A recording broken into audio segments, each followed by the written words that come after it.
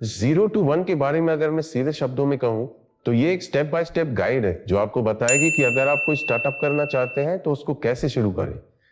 ये बुक आपको आपके एकदम शुरुआती कदमों से लेकर आखिरी मंजिल तक पहुंचाने में आपकी हेल्प करेगी। और ऐसा नहीं है कि इस बुक को लिखने वाला कोई इनएक्सपीरियंस्ड इंसान है। इस बुक को पीटर थियल ने लिखा है, जो कि खुद एक बहुत ही सक्सेसफुल एंटरप्रेन्योर है। इन्होंने इलोन मस्क के साथ मिलकर पेपैल स्टार्ट की थी, जो कि आज एक $100 बिलियन की वैल्यूएशन वाली कंपनी है। इसके बाद इन्होंने प्लेंटी टेक्नोलॉजीज नाम की कंपनी स्टार्ट की, जो अभी अपना आईपीओ लॉन्च करने की स्टेज पर है। और साथ ही साथ इन्होंने अपनी खुद की वेंचर कैपिटल फर्म स्टार्ट की है, जिसका नाम है फाउंडर्स फंड। मैं आपको बता दूं कि वेंचर कैपिटल फर्म स्टार्ट करना हर किसी के बस की बात नहीं है। इसमें बहुत ज्यादा पैसा लगता है। पिछले साल इनका नाम फोर्ब्स 400 की लिस्ट में भी था। तो हम ये कह सकते हैं कि हम जिस व्यक्ति से गाइडेंस ले रहे हैं वो वाकई में हमको सही डायरेक्शन देने के लिए एक बहुत ही काबिल इंसान है। तो चलिए अब हम सीधे हमारी बुक पर आते हैं। तो आखिर जीरो टू वन का मतलब क्या है? ऑथर ने हमको बताया है कि हम अपने बिजनेस को लेकर दो डायरेक्शन में जा सकते हैं। पहला डायरेक्शन है 1 से n की तरफ और दूसरा डायरेक्शन है 0 से 1 की तरफ। 1 दिखाता है सब कुछ मौजूद होना और 0 दिखाता है कुछ भी मौजूद ना होना। मान लीजिए कि मार्केट में पहले से ऐसी बहुत सी कंपनियां हैं जो कोल्ड ड्रिंक्स बनाती हैं, तो ये 1 की स्थिति दर्शाता है। यहां सब कुछ पहले से मौजूद है। आपको इस मार्केट में सब कुछ पता है। बॉटल कैसी होनी चाहिए, कोल्ड ड्रिंक का टेस्ट कैसा होना चाहिए, कहां पर ये ज्यादा बिकती है, इसका कितना बड़ा मार्केट है, फैक्ट्री लगाने के लिए क्या क्या चाहिए, वगैरह वगैरह। तो ऐसी स्थिति में अगर आप कोल्ड ड्रिंक बनाने का बिजनेस स्टार्ट कर रहे हैं तो आप 1 से n की तरफ जा रहे हैं। मतलब कि जो चीज पहले से मार्केट में थी, आप उसी चीज की एक और कॉपी बना रहे हैं। एक लाइन में अगर मैं बोलूं तो अगर आप कोई ऐसा काम कर रहे हैं जिसको कैसे करना है इसका पूरा नॉलेज आपके पास है, तो आप 1 से n की तरफ जा रहे हैं। तो इसके ऑपोजिट 0 से 1 की तरफ जाना क्या होगा? जहां पर आप इनोवेट करके कोई ऐसी चीज एग्जिस्टेंस में ला रहे हैं जो पहले से मार्केट में थी ही नहीं, तो आप 0 से 1 की तरफ जा रहे हैं। ऐसी स्थिति में आपके सामने बहुत सी अनप्रेडिक्टेबिलिटीज होंगी। आपको नहीं पता होगा कि ये काम कैसे करना है, क्या ये सक्सेसफुल होगा या नहीं होगा। पर एक बहुत बड़ा बिजनेस खड़ा करने के लिए आपको 0 to 1 ही जाना होगा। इस बुक के ऑथर ने जब पेपैल स्टार्ट किया तब मार्केट में किसी ने सोचा ही नहीं था कि कोई ऐसी सर्विस बनानी चाहिए जो पूरी दुनिया में पेमेंट सिस्टम को एकदम इजी बना दे। क्योंकि दूसरे लोग इस डायरेक्शन में सोचने में सक्षम नहीं थे, इसलिए आज पेपैल की अपनी मार्केट में मोनोपोली है। और बिजनेस फुल स्पीड में तभी ग्रो करता है जब उसकी मार्केट में मोनोपोली हो। अब आपने अगर अपने स्कूल या कॉलेज में थोड़ी सी भी इकोनॉमिक्स पढ़ी है तो आपको मोनोपोली और परफेक्ट कंपटीशन का कॉन्सेप्ट पता होगा। मोनोपोली वो सिचुएशन होती है जहां किसी प्रोडक्ट का मार्केट में केवल एक ही सेलर होता है। ऐसी कंडीशन में वो मोनोपोलिस्ट पूरे मार्केट को कंट्रोल में रख सकता है। वहीं परफेक्ट कंपटीशन वो सिचुएशन होती है जहां मार्केट में एक ही चीज के बहुत से सेलर्स होते हैं, तो सभी सेलर्स को मार्केट के हिसाब से चलना पड़ता है। कोई अपनी प्राइस बहुत ज्यादा नहीं बढ़ा सकता, क्योंकि कस्टमर फिर दूसरे सेलर से वही चीज कम दाम में खरीदने चला जाएगा। हमें पढ़ाया जाता है कि मोनोपोली कस्टमर के लिए बहुत नुकसानदायक होती है, क्योंकि कस्टमर्स को मोनोपोलिस्ट की मुंह मांगी कीमत देनी पड़ती है और मोनोपोली के कारण दूसरे छोटे बिजनेसेस खत्म हो जाते हैं। वहीं परफेक्ट कंपटीशन में कीमतें भी कंट्रोल में होती हैं और प्रॉफिट भी सब बराबर कमाते हैं। पर स्कूल और कॉलेज में पढ़ाई गई बाकी बातों की तरह ये बात भी एकदम गलत है। और ऐसा क्यों, वो मैं आपको बताता हूं। सबसे पहले तो परफेक्ट कंपटीशन कीमतों को गिराता है। इससे बिजनेसेस का प्रॉफिट कम होता चला जाता है। जब बिजनेस कम कमाएगा तो वो अपने एम्प्लॉयज को भी कम सैलरी ही देगा। वहीं अगर बिजनेस कोई कंपटीशन फेस नहीं करेगा तो वो अपना ध्यान अपने एम्प्लॉयज के वेलफेयर में भी दे पाएगा। गूगल इस चीज का जीता जागता एग्जाम्पल है। मोनोपोली कोई ऐसे ही नहीं बन जाती। जब कोई बिजनेस बहुत ही सुपीरियर क्वालिटी का सामान बेचता है तभी कस्टमर्स दूसरे सस्ते प्रोडक्ट्स की जगह उसके प्रोडक्ट्स के लिए बहुत ज्यादा कीमत देने को तैयार होते हैं। एप्पल इस बात का उदाहरण है। ऐसा नहीं है कि मोनोपोली को हटाया नहीं जा सकता। मोनोपोली बनाए रखने के लिए कॉन्स्टेंटली अच्छे प्रोडक्ट्स बनाते रहने पड़ते हैं, वरना कोई और छोटा सा बिजनेस अच्छे प्रोडक्ट्स बनाकर मोनोपोली को हटा सकता है। इसलिए मोनोपोली वैसी नहीं है जैसे स्कूलों में बताई जाती है। हर बिजनेस को हमेशा एक मोनोपोली क्रिएट करने की कोशिश में रहना चाहिए। अब मैं आपको कुछ ऐसे कैरेक्टरिस्टिक्स बताऊंगा जो हर उस बिजनेस में होते हैं जो 0 से 1 की तरफ जाता है और साथ ही साथ मार्केट में अपनी मोनोपोली भी क्रिएट करता है। अगर आप कोई नया बिजनेस स्टार्ट कर रहे हैं तो उसमें ये कैरेक्टरिस्टिक्स होने चाहिए। पहला characteristic, proprietary technology. Proprietary technology मतलब ऐसी टेक्नोलॉजी जो केवल आपके पास हो, जिसका ट्रेडमार्क, कॉपीराइट सब आपके पास हो, जिससे कोई और उस टेक्नोलॉजी को यूज ना कर पाए। अगर ऐसा होगा तो आपके कॉम्पिटिटर्स आपके प्रोडक्ट की कॉपी नहीं बना पाएंगे। पर आपकी टेक्नोलॉजी आपके कॉम्पिटिटर्स से कम 10 गुना अच्छी होनी चाहिए। अगर आपकी टेक्नोलॉजी दूसरों से बस थोड़ी ही बेटर होगी तो आपका प्रोडक्ट दूसरे प्रोडक्ट से बस थोड़ा ही बेटर दिखेगा और फिर उसको बेचने में आपको दिक्कत ही होगी। एग्जाम्पल के लिए हम अमेजोन को देख सकते हैं। अमेजोन जब स्टार्ट हुई तब वो किसी भी बुक स्टोर से 10 तो क्या सैकड़ों गुना ज्यादा बुक्स ऑफर कर रही थी। दूसरा कैरेक्टरिस्टिक है नेटवर्क इफेक्ट। अब नेटवर्क इफेक्ट होता क्या है?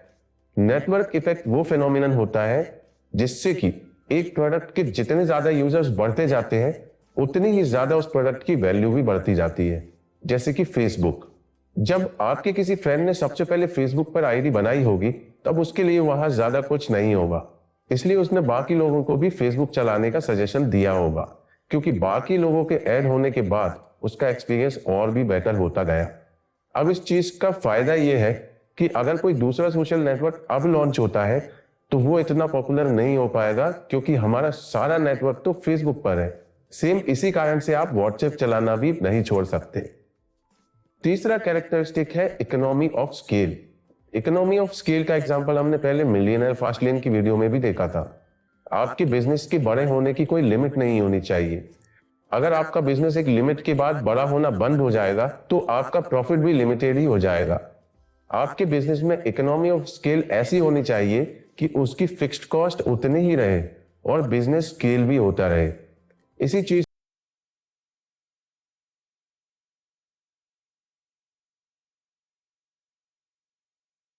के लिए हमने ई बुक्स का एग्जाम्पल भी देखा था। एक नॉर्मल किताबों का पब्लिशर किताबों की फिजिकल कॉपीज छापेगा जो कि एक लिमिटेड मार्केट में ही अवेलेबल होगी। अगर उसकी किताबों की डिमांड ज्यादा बढ़ती भी है तो उसको और किताबें छापनी पड़ेंगी, जिससे उसकी प्रोडक्शन कॉस्ट भी बढ़ती जाएगी। वहीं जो पब्लिशर ई बुक सेल करेगा तो उसकी ई बुक दुनिया में कहीं भी खरीदी जा सकेगी और ज्यादा डिमांड होने पर उसका ना कभी स्टॉक खत्म होगा और ना उसको दोबारा से किताबें छापनी पड़ेंगी। तो इस टाइप की इकोनॉमी ऑफ स्केल आपको आपके बिजनेस के अंदर रखने की जरूरत है। चौथा कैरेक्टरिस्टिक है ब्रांडिंग। आपके बिजनेस की एक ब्रांड होनी बहुत जरूरी है, क्योंकि लोग अपने आप को ब्रांड इमेज से जोड़कर देखते हैं और फिर जो ब्रांड उनकी पर्सनैलिटी से मैच करती है वो उस ब्रांड के लॉयल कस्टमर्स बन जाते हैं। एग्जाम्पल के लिए हम फास्ट ट्रैक को ले सकते हैं। टाइटन वैसे तो हर एज ग्रुप के लोगों के लिए प्रोडक्ट बनाती है, पर उसने फास्ट ट्रैक की पोजीशनिंग कुछ ऐसी की है कि वो ब्रांड पूरे तरीके से यंगस्टर्स के लिए बनी हुई दिखती है। इसलिए कॉलेज स्टूडेंट्स में आप देखेंगे कि वो फास्ट ट्रैक की प्रोडक्ट्स ज्यादा इस्तेमाल करते हैं। पर ब्रांड बिल्ड करने से भी पहले आपको एक बहुत अच्छा प्रोडक्ट बनाना जरूरी है। अगर आपका प्रोडक्ट खराब होगा तो कितना भी पैसा आप मार्केटिंग में खर्च कर दो उसका कोई फायदा आपको नहीं मिलेगा। माइक्रोमैक्स ने एक्समैन के हीरो ह्यूज जैकमैन को अपना ब्रांड एम्बेसडर बनाया था, पर बिना अच्छे प्रोडक्ट्स के कंपनी केवल ह्यूज जैकमैन के सहारे कुछ नहीं कर पाई। 0 से 1 की तरफ जाने के लिए आपको पता करने हैं कुछ सीक्रेट्स, क्योंकि 0 से 1 की तरफ जाने के लिए आप कुछ नया तैयार कर रहे होते हैं। आप जो बना रहे हैं या लेकर आ रहे हैं वो इस दुनिया में एग्जिस्ट ही नहीं करता, क्योंकि अभी तक उसे दुनिया में किसी ने बनाया ही नहीं है।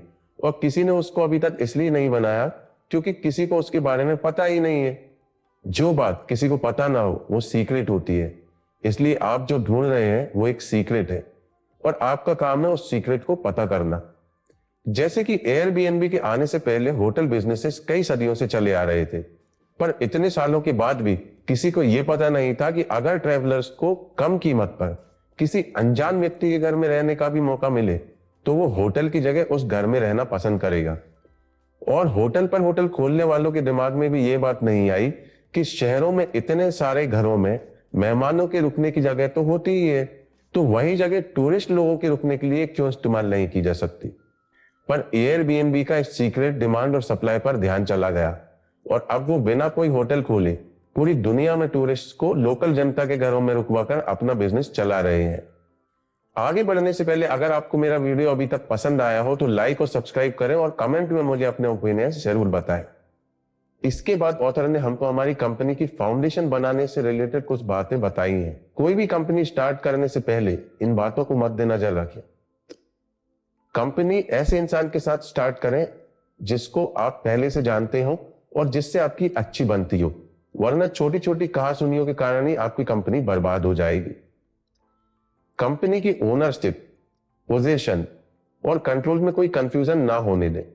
यह बात हमेशा क्लियर रखें कि कंपनी का लीगल ओनर कौन है, रोज के ऑपरेशंस कौन संभालेगा और कंपनी के बाकी बाहरी अफेयर्स कौन देखेगा। ऐसा करने से भी आगे झगड़े होने के चांसेस कम होंगे। हमेशा फुल टाइम एम्प्लॉयज को ही हायर करें। पार्ट टाइम नौकरी करने वाले लोगों को आपकी कंपनी की प्रोग्रेस से कोई फायदा नहीं होगा, इसलिए उनके ऑब्जेक्टिव्स भी आपकी कंपनी को आगे बढ़ाने के नहीं होंगे। कंपनी के फाउंडर या सीईओ को अपने आप को बहुत ज्यादा सैलरी नहीं अलॉट करनी चाहिए। अगर सैलरी बहुत ज्यादा होगी तो कंपनी के इनिशियल टाइम में कंपनी का कैश सैलरी देने में ही चला जाएगा, और अगर कंपनी का सीईओ खुद को ही बहुत ज्यादा सैलरी दे रहा है तो उससे यह दिखाई देता है कि उसका इंटरेस्ट कंपनी को आगे बढ़ाने में कम और पैसे कमाने में ज्यादा है।